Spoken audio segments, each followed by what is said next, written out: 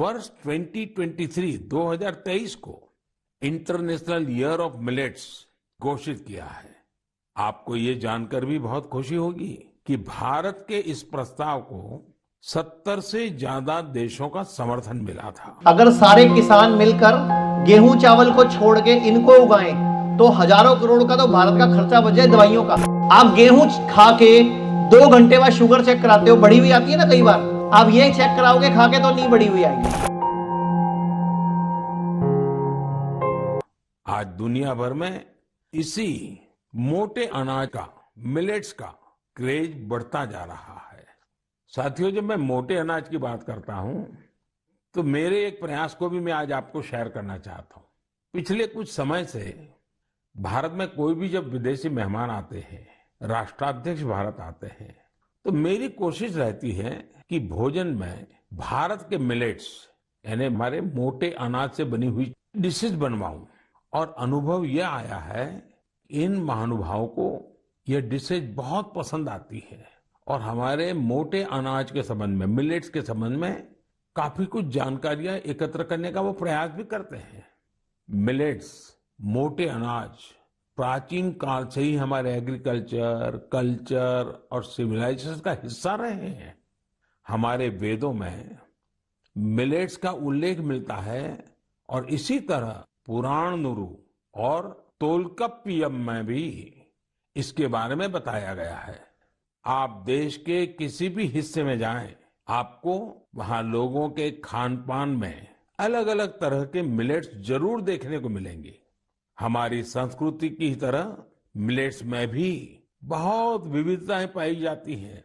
ज्वार, बाजरा, रागी, सावा, कंगनी, चीना, कोदो, कुटकी, कुट्टू, ये सब मिलेट्स ही तो है। भारत विश्व में मिलेट्स का सबसे बड़ा उत्पादक देश है। इसलिए इस पहल को सफल बनाने की बड़ी जिम्मेदारी भी हम भारतवासियों के कंधे पर ही है। हम सबको मिलकर इसे जन आंदोलन बनाना है और देश के लोगों में मिलेट्स के प्रति जागरूकता भी बढ़ानी है। ये मिलेट्स की 5 कटोरियां जाते टाइम देख लेना। बताओ पांचों के नाम। इसको हम कोदो बोलते हैं, कोदरा मिलेट है ये, जिसके कोदो यानी कि कोदरा। और फिर एक है लिटिल मिलेट है सर। लिटिल मिलेट, इसको क्या बोलते हैं? कुटकी। ये बर्नयार्ड है, इसको स्वांक बोलते हैं। स्वांक खाई थी ना व्रतों में, स्वांक, वो मिलेट्स में काउंट होती है। गेहूं चावल भी मिलेट्स हैं, लेकिन ये नेगेटिव मिलेट्स हैं। हम बात कर रहे हैं पॉजिटिव मिलेट्स की। ये ब्राउन टॉप है, इसको हम हरी कंगनी बोलते हैं और फॉक्सटेल इसको कंगनी बोलते हैं। कंगनी, हरी कंगनी, ये सारे मिलेट्स हैं। ये पॉजिटिव मिलेट्स हैं। पॉजिटिव मिलेट का मतलब इनमें खास खास गुण क्या है? जो गेहूं है उसमें 1.2% फाइबर होता है। कितना? 1.2%, मतलब 1% मान लो फाइबर होता है। चावल में 0.2% फाइबर होता है और इन सब में 9% से ऊपर फाइबर है, 9 से ऊपर। और ये सारे अनाज पानी भी कम लेते हैं, इनमें पेस्टिसाइड की जरूरत भी नहीं होती और अपने आप उगते हैं और खर्चा भी कम कराते हैं। हमारे देश की जरूरत है ये आज की डेट में।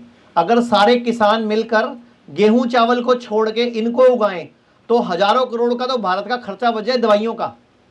ये इतने अच्छी चीज है। एक सबसे बड़ी खास बात, जब आप गेहूं चावल खाते हो तो बॉडी में इमीडिएटली शुगर का ब्लास्ट होता है, शुगर बढ़ती है बॉडी में, शुगर ब्लड में, क्योंकि वो इमीडिएटली ग्लूकोज को ब्लड में रिलीज कर देते हैं। इन मिलेट्स की खासियत क्या होती है? ये पूरा दिन धीरे धीरे रिलीज करते हैं, धीरे धीरे। आप गेहूं खा के 2 घंटे बाद शुगर चेक कराते हो, बढ़ी हुई आती है ना कई बार, आप ये चेक कराओगे खा के तो नहीं बढ़ी हुई आएगी, क्योंकि ये धीरे धीरे पूरे दिन में एक जैसा रिलीज करते हैं। इनमें जो कार्बोहाइड्रेट की और प्रोटीन की रचना है वो स्पाइरल शेप में है, लेकिन गेहूं चावल में क्या है? स्ट्रेट है, वो सीधा ब्लड में मिक्स हो जाते हैं। दूसरी बात, आप सब लोगों ने गुरु ग्रंथ साहब, गुरु नानक देव जी को तो सुना ही है ना। गुरु नानक देव जी के वृतांत में जब उन्होंने भागो के हाथ की रोटी खाई थी मर्दाने के साथ, तो कोदरे की रोटी खाई थी। वो कोदरा इसमें है, कहीं नहीं लिखा हुआ गेहूं की रोटी खाई थी। कहीं नहीं लिखा हुआ चावल खाए थे, क्या लिखा हुआ है? कोदरा, और कोदरा उसमें मिलेट्स है। तो ये सारे हमारे पुराने अनाज हैं जो हमारे पूर्वजों ने बताने आपको छोड़ गए। पहले आप लोग पूरा साल कभी गेहूं नहीं खाते थे। आप याद करो, अपने घर में कोई बुजुर्ग है पूछो, पहले पूरा साल गेहूं नहीं खाते थे। आप गेहूं को लाते थे, ड्रम में भरते थे, उसको पुराना करते थे, जितना चाहिए होता था 1 हफ्ते का निकालते थे, उसको भिगो के रखते थे, धोते थे, सुखाते थे, फिर 1 हफ्ते का पिसवाते थे, फिर 1 हफ्ते बाद दोबारा फिर पिसवाते थे। ऐसे ही आजकल क्या हो रहा है? तो गलती हम सब की है, हमारा खाना बिगड़ गया, हमारा खाना बिगड़ गया, तो बदले में क्या मिलेगा अपने को? शरीर बिगड़ गया। तो आपको एक चीज तो बताई है कि 70% एनर्जी को तो भोजन चाहिए ही नहीं, धूप, हवा, पानी और आपके रिश्ते और आपका दिमाग और आपकी एनर्जीज, तो 70% तो यही है, 30% ही भोजन है ना।